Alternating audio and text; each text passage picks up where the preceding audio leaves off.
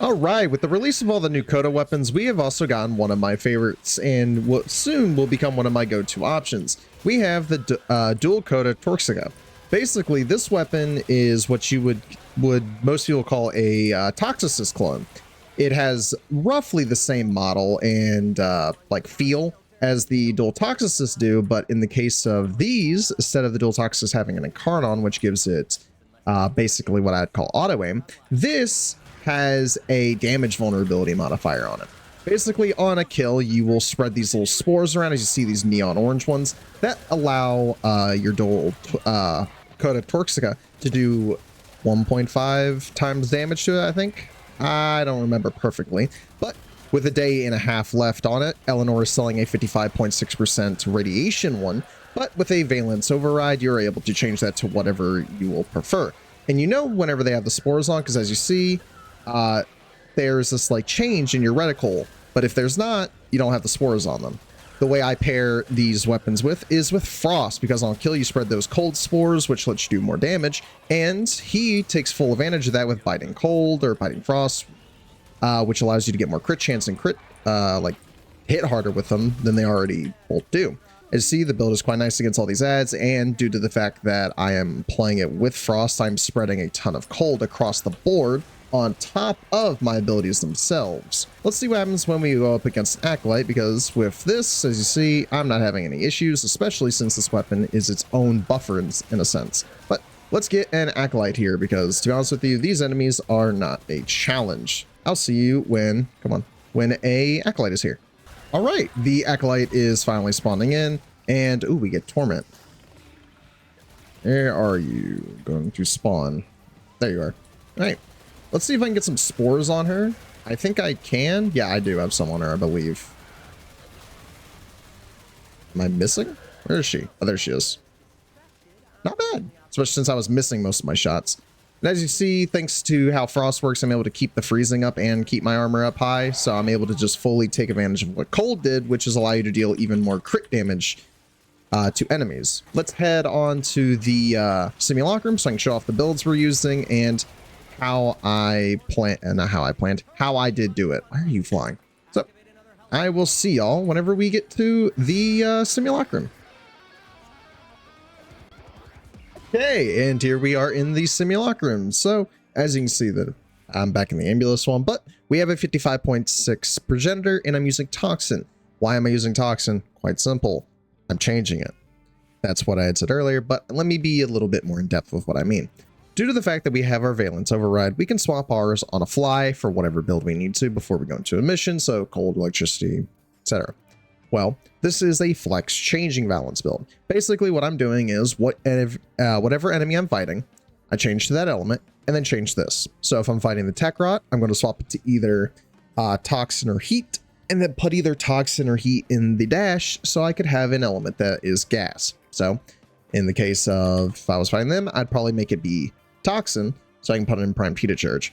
But let's read the unique trait. The unique trait is enemies damaged by the Coda dual Torxica spread 3 spores on death, which will inflict cold sash chance. Additional shots to the infected enemy will inflict a times 1.5 damage. Basically, it is its own damage vulnerability increaser. Now, when it comes to the build, you could use sharpened rounds instead of merciless gunfight or similar, but I actually like merciless gunfight for the punch through, but I would replace it with sharpened blades if I had it, or sharpened rounds, whatever one it is. We have galvanized diffusion and shot for the increased multi shot and increased status chance on kill, and even more direct damage per satisfied type effecting and more multi shot on kill. Lethal torrent for fire rate multi shot, accelerated ice stoke for the fire rate and the radiation, prime target crackering and pistol gambit, and then like I just explained, the mod that matches what you need to kill with. And we're using secondary merciless. So how does it work in a more controlled setting? Well, with the build that we're using on my Frost, it depends variably. So I'll explain my Frost build, and then we'll go test the enemies in the simulacrum. So when it comes to the Frost build, y'all have seen my Frost build before. My Ensnare Overguard build is still nice and still very valuable.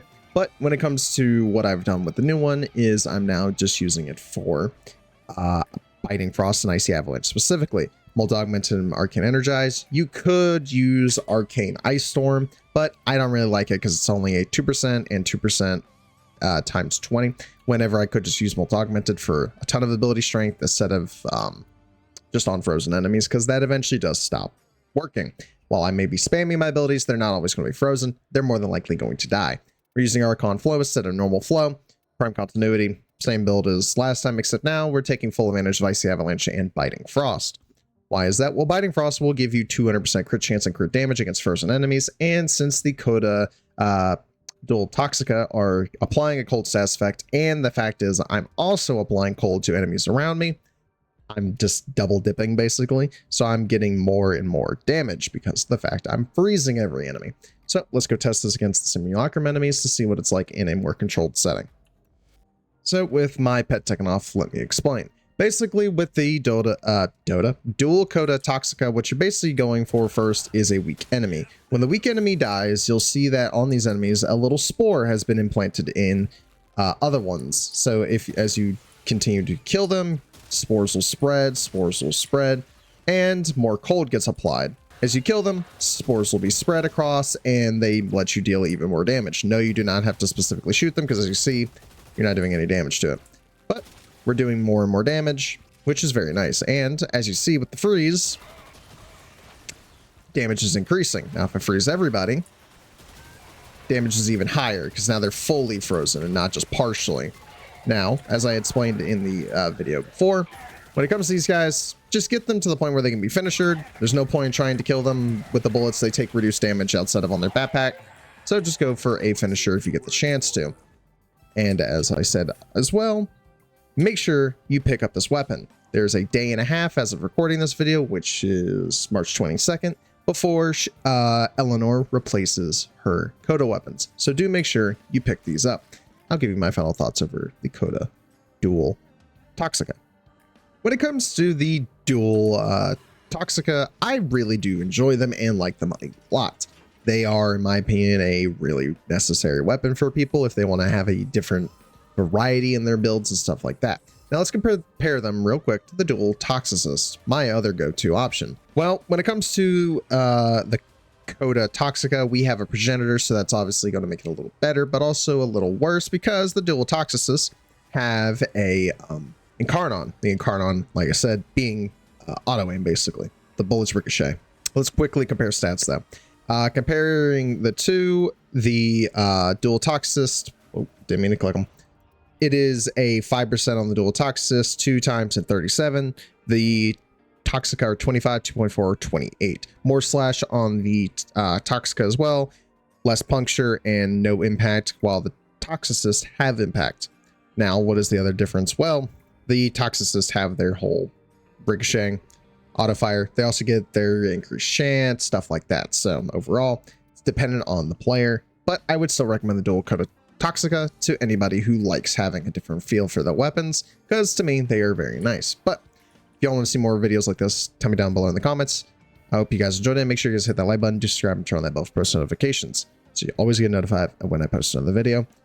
I'll see y'all in the next one. And also, in the Excalibur video I posted the other day, I apologize for lying about Archon Stretch. Take that off, use Archon Flow or normal flow.